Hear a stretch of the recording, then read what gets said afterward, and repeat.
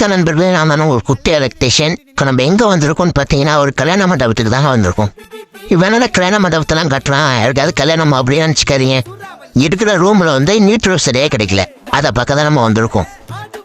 பெட்டுக்கு பக்கத்தில் இருக்க இந்த ஒரு போர்டில் மட்டும் நியூட்ரல் கிடைக்கலங்க. இதனால ஃபேனும் ஓடுதுங்க. ஓடாது சரி பண்ணாதானே நம்ம இருக்குன்னு சொல்லிட்டு களத்தில் இறங்கியாச்சுங்க. ஃபஸ்ட்டு டிபி பாக்ஸை பிரித்து பார்த்தோங்க. டிவி பாக்ஸ்லேருந்து கரெக்டாக போதுங்க லைனு. சரி, இருக்கிற எல்லா போர்டையும் பிரித்து எல்லா ஜங்ஷன் பாக்ஸையும் பிரித்து பார்த்துருவோன்னு சொல்லிட்டு எல்லாத்தையும் பிரித்து பார்த்தோங்க. அதுலேயும் கரெக்டாக போதுங்க. கடைசியில் நம்மளுக்கு வச்சான் பாருங்க ஒரு ஆப்புங்கிற மாரி 1 ஸ்கொயர் mm ஒயரை சர்க்கியூட்டுக்கு எடுத்துகிட்டு போயிருக்காங்க.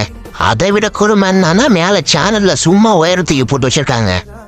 ஒயரை இழுக்கிறோம் வர மாட்டேங்குது.